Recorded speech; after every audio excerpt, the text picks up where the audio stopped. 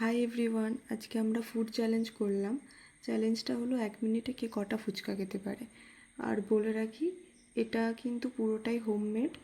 আর এই রেসিপিটা আমার মায়ের চ্যানেল প্রতিমাস কিচেন থেকে তোমরা পেয়ে যাবে। আমি কমেন্টে চ্যানেলটা পিন করে রেখেছি, তোমরা চাইলে ভিজিট করতে পারো। চলো খাওয়া শুরু করা যাক।